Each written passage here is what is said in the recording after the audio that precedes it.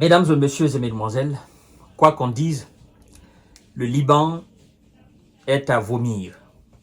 Sincèrement. Le Liban est à vomir, à chier. Je ne peux pas comprendre. Je ne peux pas comprendre qu'à ce niveau, parce que là, c'est carrément de l'agression d'un État tiers contre un État indépendant, comme a dit hier Pedro Sanchez, le Premier ministre espagnol.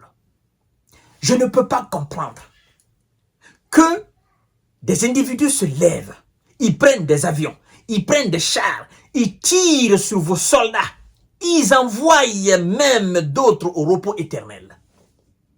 Et puis vous êtes sans aucune forme de réaction. C'est comme si vous n'existiez pas. Oh, le peuple libanais, qu'est-ce que je suis, qu'est-ce que je compatis à votre douleur, à l'irresponsabilité de vos soi-disant élites. Qu'est-ce que je suis en train de compatir à votre incompréhension de la réaction ou de l'inaction de vos soi-disant élites. Sincèrement, le Libanais, qu'il soit où aujourd'hui à travers le monde, il a honte d'être Libanais. Les Libanais, qu'ils soient où aujourd'hui dans les quatre coins du monde, ils ont honte d'être Libanais. Mesdames et messieurs, l'armée libanaise vient de faire un communiqué. Communiqué où on annonce clairement que les troupes de M. Benia ont tiré sur des positions de l'armée libanaise et ont envoyé 2 militaires au repos éternel, portant le nombre de 4 depuis le début de l'agression de M. Benia contre le Liban. Je ne parle pas des gars du Hezbollah. Je parle de l'armée libanaise, l'armée républicaine du pays, mesdames et messieurs. Et dans tout ça, aucune réaction. L'inaction de l'État libanais, mais sincèrement, c'est révoltant.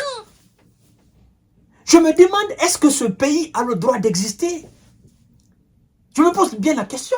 Parce que même le plus petit pays africain ne peut pas accepter ça. Je dis bien le plus petit pays africain, avec le plus petit budget de la défense africaine, ne peut pas accepter ça. Mais quand même, réagissez, bon sang. Faites quelque chose. Ça c'est, vous ripostez, faites de la légitime défense. Des gens tirent sur vous. Je ne parle pas de la position des membres du Hezbollah. Je parle de l'armée républicaine, mesdames et messieurs. C'est elle qui vient de faire le communiqué ce vendredi 11 octobre 2024. L'armée libanaise annonce l'envoi au repos éternel de 2 de ses soldats dans des tirs israéliens sur une base de ses positions.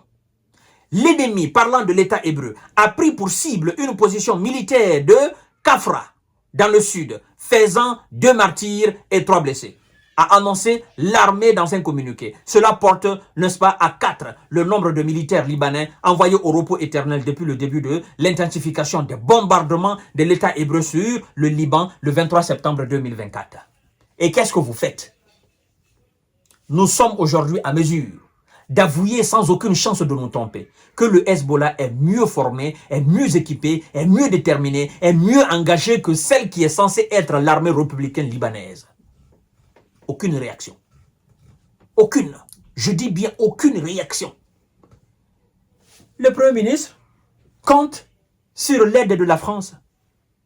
Oh non, il faut que la France nous aide. Il faut que la France nous aide. Vous avez confiance à la France pour qu'elle vienne vous aider là. Non. La France veut votre destruction. La France veut l'anéantissement du Liban. Parce que si la France était véritablement amie au Liban, ben, il y a longtemps la France aurait réagi.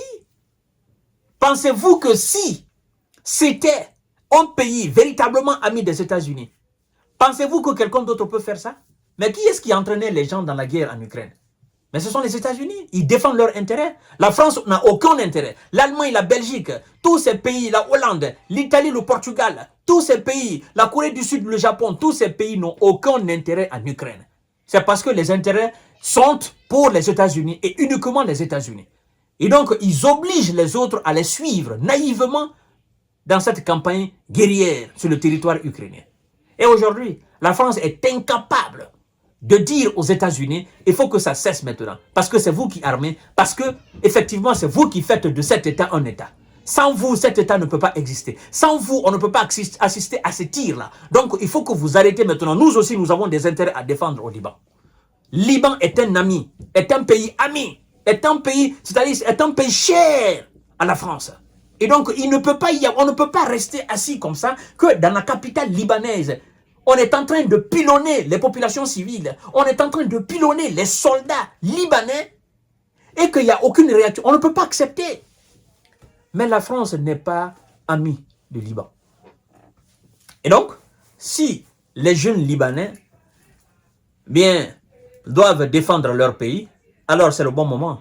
S'il y a des patriotes encore au Liban qui veulent défendre leur patrie, la terre de leurs ancêtres, s'ils veulent que leurs ancêtres soient fiers d'eux, c'est le moment ou jamais. Parce que c'est inacceptable, ce qui se passe là. Mais c'est pas possible. Sincèrement, c'est pas possible. Mesdames et messieurs, c'est pas possible. Il y a eu du bombardement à Beyrouth aujourd'hui. Il y a 22 Libanais qui ont été envoyés au repos éternel. 92 qui ont été touchés. Ça là, c'est pas des soldats. Et là maintenant, on vient d'envoyer 2 soldats au repos éternel. On ne laisse pas les civils. On ne laisse pas l'armée. On ne laisse personne sur le territoire libanais. Alors, avec tout ça, ils ne veulent pas qu'on parle d'agression d'un pays. Avec tout ça, ils ne veulent pas qu'on compare. Alors, parce que si vous dites que la Russie a envahi l'Ukraine, ayez aussi le courage de dire que l'Israël a envahi le Liban. C'est ça la vérité. C'est ça la réalité, mesdames et messieurs. Donc, il faudrait que ça cesse. Il faudrait que... Parce que chaque jour qui passe, à chaque fois que M. Bennia et ses troupes bombardent, en fait, ça remplit les cœurs. La haine remplit les cœurs dans cette partie du Moyen-Orient, au fait, de l'Orient. Et un jour, quelqu'un va prendre une décision. Un des responsables d'un pays de l'Orient, que ce soit Yémen, que ce soit Qatar, quelqu'un va prendre une décision irréversible qui va changer la donne complètement sur le terrain. Et c'est sûr, là, vous allez voir l'hypocrisie de ces mêmes États européens pour dire non, telle personne n'a pas le droit de rentrer. Pendant qu'eux, ils sont incapables de défendre le Liban. Parce que les positions qui sont attaquées là, ce n'est pas les positions du Hezbollah. Ce sont des civils, ce sont des militaires libanais. Et les militaires libanais ne font pas la guerre aux soldats israéliens. Alors, mesdames et messieurs, l'hypocrisie dans ce monde ne dit pas son nom. L'irresponsabilité dans ce monde ne dit pas son nom. Vous voyez? Sincèrement, c'est révoltant. Je vous donne rendez-vous tout à l'heure. Le Liban doit ouvrir les yeux. Le Liban doit cesser de compter sur la France. Point barre. Et prendre ses responsabilités, quoi qu'il advienne. On a vu le Hezbollah dans les années 82, avec les moyens rudimentaires, se défendait. À plus forte raison, une armée qui a aussi des chars, qui a des avions, qui a des hélicos. Mais défendez-vous, bon sang de Dieu, défendez votre population.